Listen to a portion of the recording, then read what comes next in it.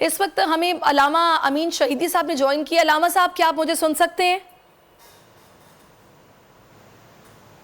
علامہ صاحب کیا آپ مجھے سن سکتے ہیں؟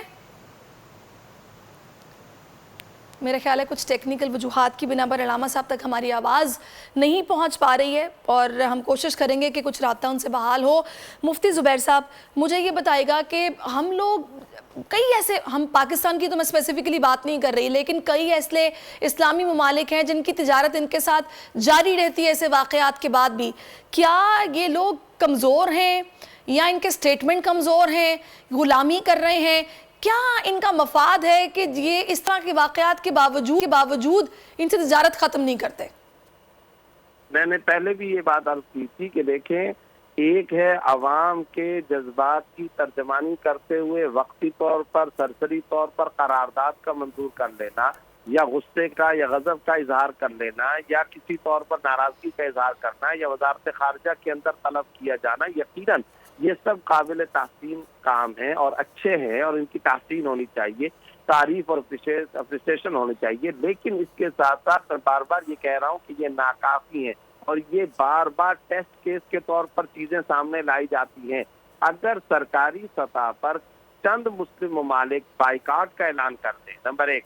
نمبر دو، ایک زمانے میں افتخار چودھری صاحب کے زمانے میں پاکستان کے اندر ڈنمارک کے اس کارٹونسٹ کے خلاف باقاعدہ ایف آئی آر لانچ کی گئی۔ اگر اس طرح کی ایف آئی آر لانچ کر کے بالکل ایف آئی آر کے علاوہ مفتی صاحب اس سے پہلے ایسے ہو چکا ہے کہ ہم نے مکمل طور پر ان کی مصنوعات کا بائیکاٹ بھی کیا تھا، باقاعدہ سٹورز میں پتہ چلتا تھا کہ اویلیبل نہیں ہے، اور جو پڑی ہیں وہ بالکل بک نہیں سکتی چیزیں۔ ہم نے پورا اپنا احتجاج بھی ریکارڈ کروایا تھا۔ علامہ امین شہیدی صاحب نے مجھے جوائن کیا ہے۔ علامہ صاحب بہت شکریہ آپ کے وقت کا۔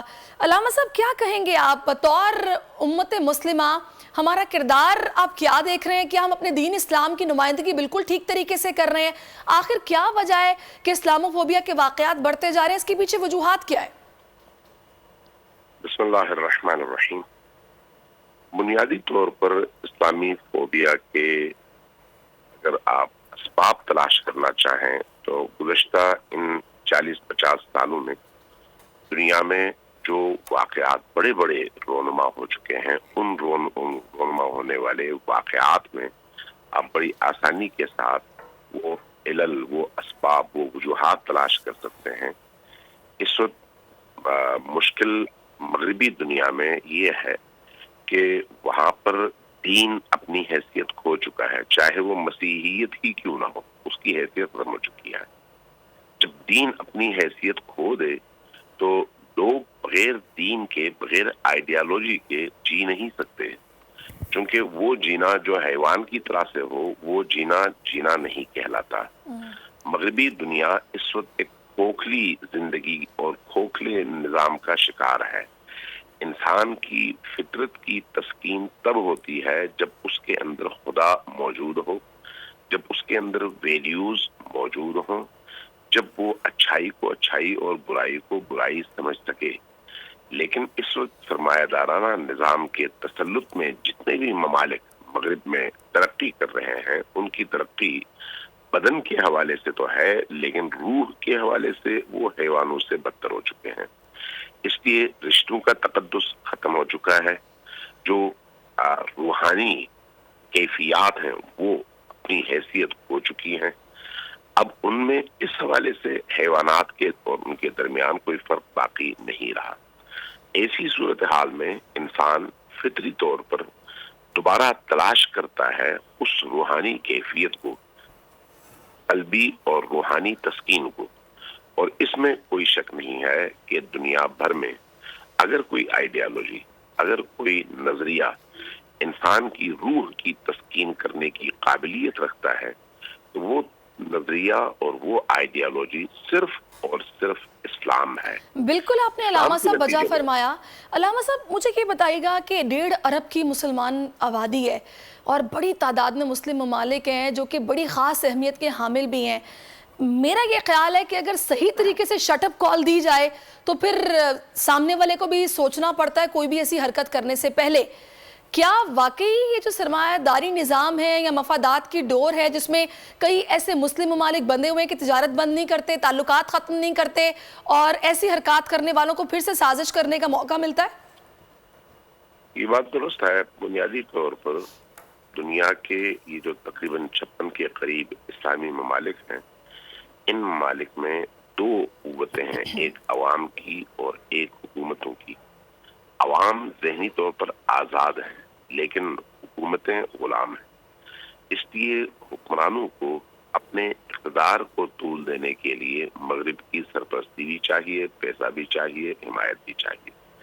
बिनाबरईन जब वो फिक्री तौर पर मगरिब के गुलाम हों तो उस गुलामी की जंजीर को तोड़ना आसान नहीं होता। क्योंकि गुलामी की जंजीर को तोड़ना आसान नहीं है, इसलिए मगरिब की तरफ से चाहे कुछ आप देखते हैं, चाहे फलस्तीन का इशू हो, चाहे कश्मीर का इशू हो, चाहे कुरान जलाने का इशू हो, चाहे रसूल पाक की तौहीन का इशू हो, चाहे इस तरह से दीगर ऐसे उमूर जहां पर उन वैल्यूज और अक़दार को पामाल किया जाता है, हुक्मरानों और अवाम के बिहेवियर में एक वाज़ेह फर्क नजर आता है। बिल्कुल आपने वजह फरमाया। अपनी जान देने के लिए तैयार नजर आती है, लेकिन हुक्मरान सख्त दो जुमले अदा करने और सख्त इक़दामात और पॉलिसी बनाने के हवाले से कभी भी मैदान में खड़े नहीं होते। बिल्कुल हुक्मरानों ने अब तक जिस बिहेवियर का इजहार किया है, बिल्कुल हुक्मरानों को अपने बिहेवियर को चेंज करना पड़ेगा। अल्लामा अमीन शहीदी साहब, आपने बिल्कुल ठीक कहा है। अवाम के लिए एक और मुश्किल, आटे की अदम दस्तयाबी पर अवाम परेशान। आटे की फराहमी खासी मुश्किल का शिकार है और अवाम को मुश्किलात का सामना है। शदीद गर्मी में यूटिलिटी स्टोर्स के बाहर लंबी लंबी कतारें। घर में आटा नहीं है, घर वाले जो है ना हम लोग तंदूर के आटा लेके रोटी लेके जो है ना उसी पे ही गुजारा कर रहे हैं। बोल ने निभाई सहाफती जिम्मेदारियां, पहुंचाई घर घर ये आवाज। यूटिलिटी स्टोर से सस्ते आटे का हुसूल शहरियों के लिए ख्वाब बन गया।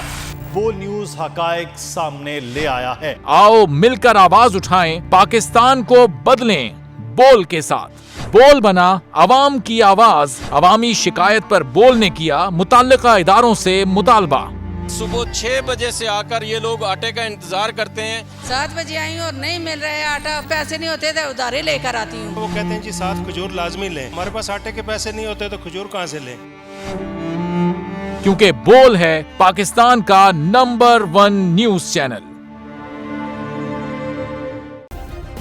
सब्सक्राइब करें और बेल दबाएं ताकि कोई खबर रह न जाए।